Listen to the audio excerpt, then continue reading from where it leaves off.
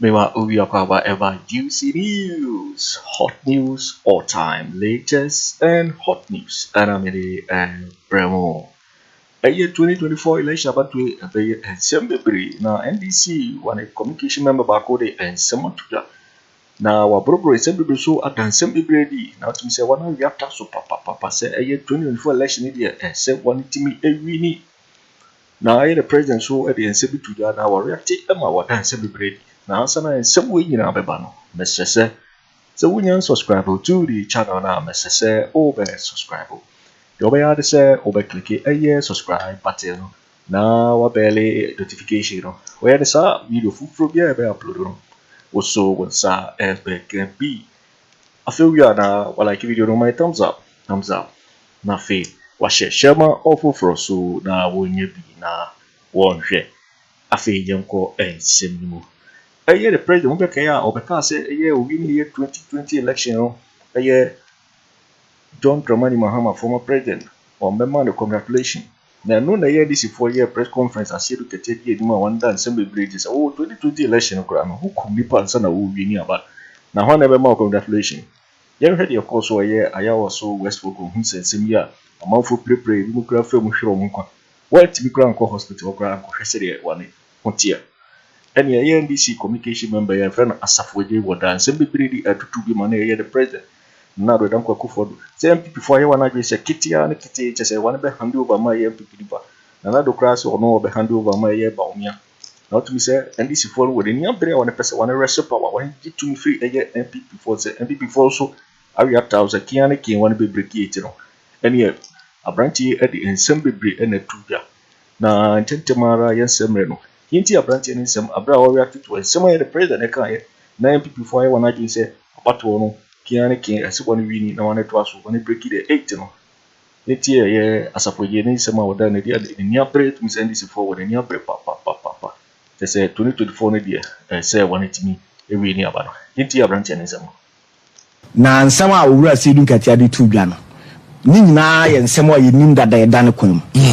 You see, there can never be peace without justice. There can never be peace without justice. Ninu boom. Okay. Say yeti hey.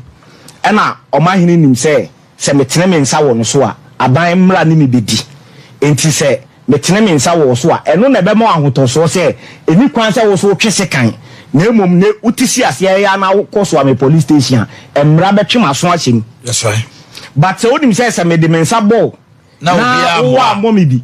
Now bibia nsi me me ho totroto a me bo wa ontwen se kan ne kura wo se tuo ne kura wo so o do beti wo ka enti peace ni justice ni ade a enambom me ma one typical example and you see sometimes red flags in a show a nipaku a ye hwese nkomo de o ma no betuma ka asem no ne apap asem no puma si bi no o mo nkasa o betena ho a NDC ko ka bia na o mo ya amana ye se ye pochire no mum enenya ebetimi di problem aba CI 127 na ewo ho CCA e provide say ye to aba ewo say wo de wonsa ebo indelible ink Mami Jane Mensa for the first time etimi the press conference esesambra no o ma hene sa na esesambra minim say Ghana for adwen akoso emra constitution etisen kai 1992 constitution that way no man pani Akufo Addo asore one day pay on go through any amendment no why press conference say emra we article say efi na ekura nya adwuma bio o tena emfa nya adwuma o man ne sa na yesesa mra but Mami Jane Mensa assembly elections here ekoye ya through a press conference obetena ho feel say we invincible we so powerful beka say abato na yekoto no obi a ye nyusu indelible ink ampa na nipa Ghana hampanifo nyina ehwe akoso eti ekoso sa na yeso yenya adwempo bi se kame ese sampanifo ye wo se nka asem ba mo na ya adantamufo so mo ka asem no omo so akogina fa e de ani bre nenam ti na me ka say there can never be peace without justice omampani say enfie miensa chini omampani dada John Dramani Mahama ntimi frɛ no en consider ye emo na baso ye bo abaso se de na waye omahene say yakɔ election na nipa nwɔtwe moja hwe agu fam wo hu bi da under your fourth republican dispensation we say yakɔ abato nipa wotwe moja na ahwe agu. And the president antimi kura nyina baabi anka say mame nkosrasra busuafo no mpo. And you see, President Akufo Addo is setting a certain bad precedent, a divide on my way, but ya doing also. And this is what can, yes, boy. I was so west were gone by election. Nipa na ebo mutuo, ema ebi mu na bubu ya no mo die aresabi. O man who nim say besine. The president never, and I'm stating never up till now, went to Nyanko hospital walk around. Because the president believed those people ayabu or more pre-promono were his political opponents. The president. Now, oh yes, sir. Why na mebo abaso? Why na fa phone frɛ say ya bubo nipa tuo ni nti na ebo abaso? Say nipa nwotwe awu because of power na wo penti ya mo abaso. What he said on that day, was it not on a lighter note? It wasn't on a lighter note, or my hene. Entimi nya on a lighter note. Because any pankwa bibia no e chen nipa. No, I'm not talking about ni pankwa. Me can the kind say in the spirit of democracy, now said your mama friend nobody. But in the spirit of democracy, you couldn't nipa ansanya we need. US, look at the population of United States of America. Saka what is no manya bi. You see, Oman assembly or one no krane the whole player. Yenka ni kwansi so. You see, eya na nipa bebrebe tie frasa for J 2024 dia momo ani mre o. Omo di si amomfo ntwa. No krane say omo di si dia ye betwa. No krane ewom no no Oman. So ye dia ye mfa mesi. But say who say MPP for me na say one defense minister. Ni video na circulate no. I will be bla minim so Oman wo hu a. I will gina si camera nim TV for interview no say on only opponent in omo primaries here be kosi. I'm saying was in the form be problem be or unko no correct no bakra na se vetting for no passing no ni gina obetre ni bibi kakra mo na hu say onye obi ya na saade na obetre no eye kwan obefa so obe handle NDC a whole defense minister o ma bi so akeyapam need young man me o man Ebiana Unimba for the first time, I'm telling you, I'm in my first semester with LLM National Security Law. And I respect some of these people because I am but the defense minister cannot speak like this.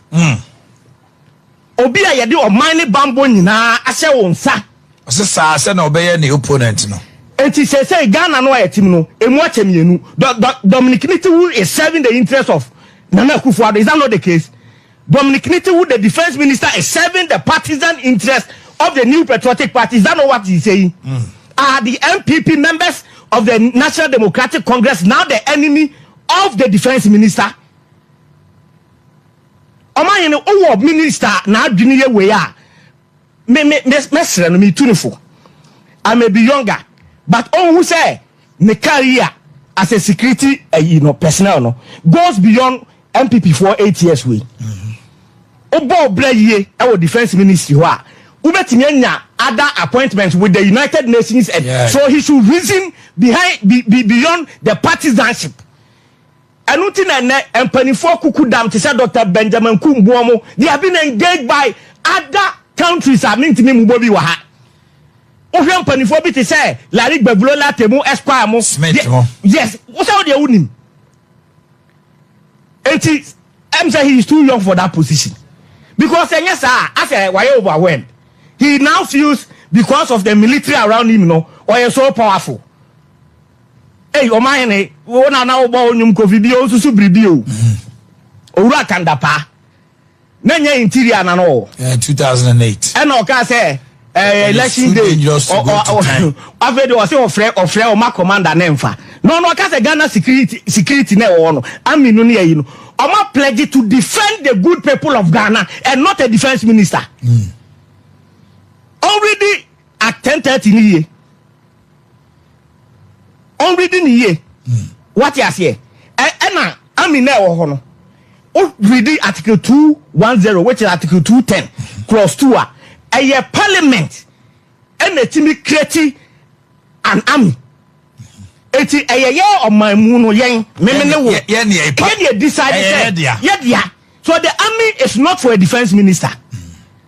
Meaning so what the army omu service no is not to you by virtue of position no your privileges be a wubenya.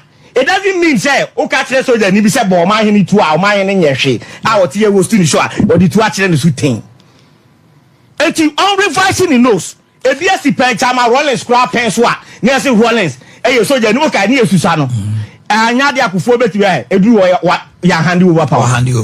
What is the issue now? Say Kwaku, what you say don't get here say they will try to hold on to power. Are you having an intel biana? Oh, maybe 2 ministers starting on handover notes. If you must say more complacent, like it's a done deal, like Papa no Greater Accra regional minister. Okuvanda point. There be Alaji. Yeah, Okasa Agbinai. I'm a huno. I said there no be na more. We say so, or our chairman said so on the back of say, Lord Kome, okay. Also, they are not going to hand over to an NDC government, and they will do everything possible to hand over to an MPP government. Omurali Bakwasi said no your omokasa. And I make when Ghanaians vote for you. It won't say your election shenanigans, but at the end of the day, shenanigans. See a 2 Abana Ghana say 2008 Akufo hand over my Tamils. Akufo Addo they different. Oh, meme NDC ni ba menim say your mama hand over to Akufo. What makes anybody think say ya 2 Abawie na say your mama na winning and I say ba me na winning say young handy edikan madikan kan semba mienu but baby am wo sisia na edikan Lord come ya kan bi 2 okay say Atta ye declare ba o me say on na ye nanado so I'll do everything president na no ba be supervise election no I'll do everything in my capacity as president to make sure say Dr. Baumia and be san atena konwa no so how and can say the wo tire no simple sir can the president even make that statement? Because the choice, our electorate, no. Yes. The choice, and said, Nana Akufo Addo botu. No, correct. The America what you say. And to what the oil man, it is a President Akufo Addo bonidi. Ne pochi no. Okay, say a democracy na dene buy. Even though Obenyan Cananado that time 2008, and I can be the idea. Nanso so no say Ghana say Ghana for kokasa say enko NDC, enko CPP, emra MPP baby ebekobia as a Democrat. Obejem. That is what President Akufo said at the time. That is what that true Democrat said at the time. That is what Osia Yehu says. Chama Rollins ya no tin to one betray 8 years. Into onu so we are Uncle Boko. But you see, baby, I am not a person me twin na Akufo Addo adwen so sisu ni say. Yen ye koto aba free and fair. Ye weni ya weni. Anko yi anyame mpangu. Ye besi na si.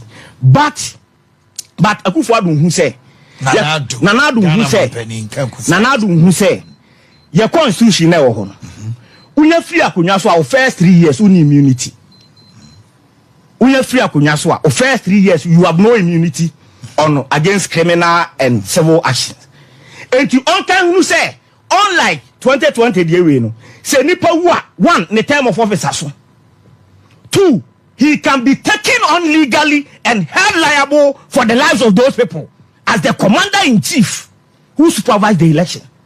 And one year, he will be the first president ever to be a criminal trial after an exit. If he likes, he should dare. Hey.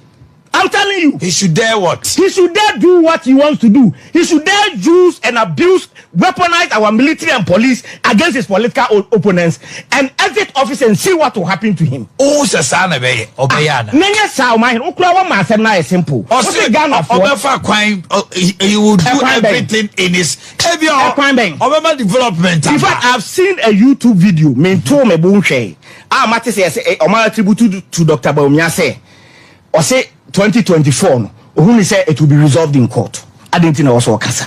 Dr. Baumia. Okay, yes. Who video? And I make a say, Tina Mento Mebo Enka story now. I have bloggers in the okay. And he say, Lord Kome Beka, Omampania, we democracy na do buy. What am I say? Now, Utimi Beka say, oh dear, obey everything within your power. Abraya who say 2020 we cry a coy and Omahene. Nipa 8 wu. Nipa 8 no na emfa wo ho. Untimi kra frebusia ni bi say mo de hye no. Say. On the 9th he condemned it and sent his condolences. And that was not enough. Deb. Messi aya waso de nko de nani ko hwe obi. Ayawa so dia na Ghana for through Pico Radio Hospital ko hwe Abrantie no ordinary ko hwe obi. For the first time MPs were being abused. Oman you saw it. You see that your boy Sam Georges. Oman is our issue no in particular. Any issue was a Ghana ni bia kra brushing off. Okay. And I think may say o mampani that John Mahama say when we win power that issue has to be revisited. Do you know why? Oman, do you know why? Tell me. Sir commissioner a share a investigate Ayawa so by election. Okay, I say COP Alex Mensa ya Ebeka say even though he was in charge of operations that day, boys now could this they were not part of his boys. And one the details. IGP I don't know head of SWAT. IGP na head of SWAT unit. Ebeka say sa car no amod car na no mo de nam ho na mrantie guma che bulletproof vest kita AK-47 was not part of his detail. Ose car no kra no enye part of the fleet of cars at the Ghana Police Service. This is the account of the IGP. Meanwhile no police symbol and ye de abon ya tro SWAT. This me SWAT masia enti say oh man IGP no yetimi branded car Ghana Police. Onim ho she. In fact, officially, he states as far as he is concerned, it is not part of the fleet of cars under his command. Let's just say you are creating a certain set of parallel security there. IGP no any way. And let me tell you, there can be no way. Read Article 83. Now the setup of the National Security Council. IGP kahon. There was nowhere. Operations be because that day na IGP onya briefing. Maybe this one say onim the subordinates no kra na anima ono plus some other commissioners who know. Minim so what masia. Say the subordinates on say for maybe at the strategic level. They cannot feign ignorance. No, it is for him to have testified in before the commission under oath.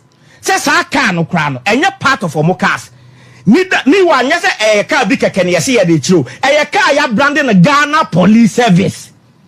Minim say what say that is the serious. It say o man no tie as a manager na ya branding car bi Sompa FM Kumasi 93.1 na enka Sompa for na ye de akwakodi boni bi car ne baya wo hwe o records mu a sa car no as far as you know enyamu dia mo kura mu ni car bi sa. That's criminal. That is criminal.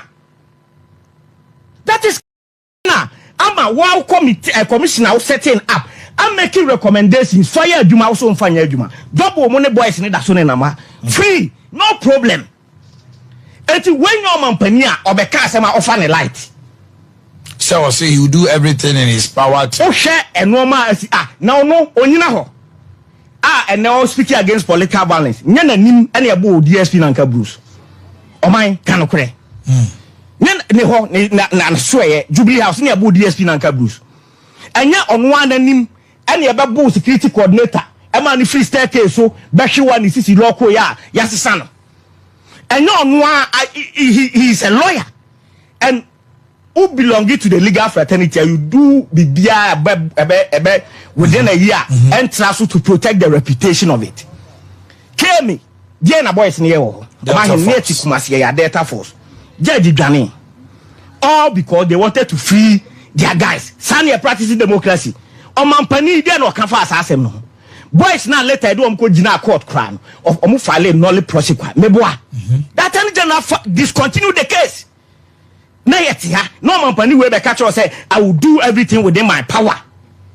Say election democracy say the nanka wo kan no. What the oyo omampani what do you tell me we be Ghana for beto akono. Omontonko Ghana for ni madwuma awaye omunim de mahama so ba oye ene de o kan so obeba be let Ghanaians freely make their choice. What you want to no man last one Kweku Annan an incident happened with Tamale Kandahar boys and also so ni nyina ye fa ne normal because no mo ba power and chair unim see che Kandahar boys for Tamale police station bi e ma menim so okaya omukọ attack police station no e free boys no na Refʊse kura na ewom say omu ye na police for na wo duty no omu free boys no omu local police for no more self it is a station master a metwam eno hu say why empty eno obowura hu say ya local men in uniform come dem ma de chi